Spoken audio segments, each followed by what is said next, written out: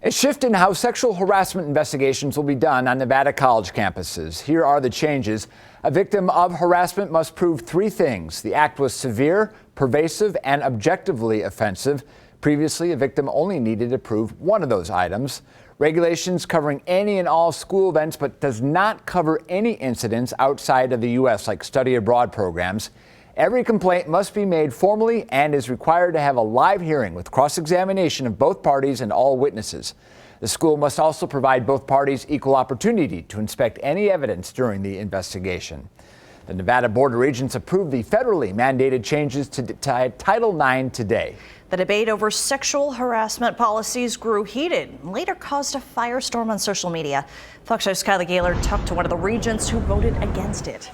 Regent Lisa Levine told me the new regulations are dangerous to students and staff. The Department of Education introduced these changes to Title IX back in May, saying it will help protect all students. I talked to one sexual assault survivor who said it will only discourage victims from speaking up about a crime that's already severely underreported.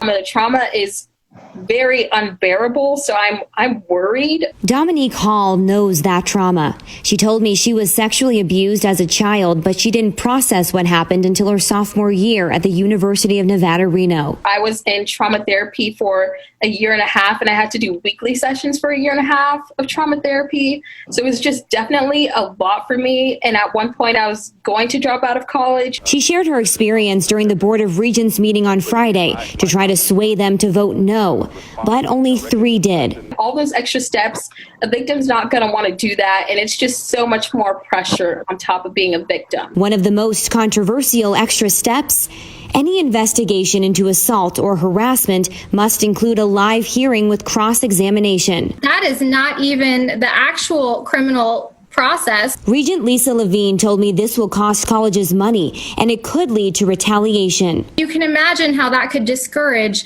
victims of sexual violence from coming forward. Education Secretary Betsy DeVos argues previous rules made it too easy for false accusations. If the Board of Regents did not approve the new rules by August 14th, they could lose millions of dollars worth of federal funding. I was very disappointed that today was the day that it ended up being on the agenda for the board to make a decision, because obviously we've really had months that we could have been reviewing this and stopping it to protect our students. During the board's vote, Levine told me she had information from Attorney General Aaron Ford she wanted to relay to her colleagues, but Board Chief of Staff Dean Gold interrupted her. I don't want to man speak, but I will have to if you continue to child speak, so please stop. I was advocating for victims and survivors who had reached out to me, whose voices deserve to be heard. That's who was silenced today.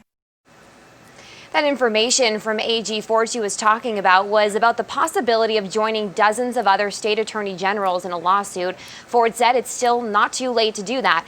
Meanwhile, the social media backlash against Chief of Staff Dean Gold continues tonight after he interrupted Levine and said he didn't want to manspeak. AG Ford tweeted it was utterly ridiculous, and Governor Steve Sisolak said that kind of patronizing and condescending treatment is unacceptable. He called on Gold to apologize to Levine, and he did later put out a statement saying his comment stemmed from a different interaction back in July. I'm Kylie Gaylor, Fox 5 News, local Las Vegas.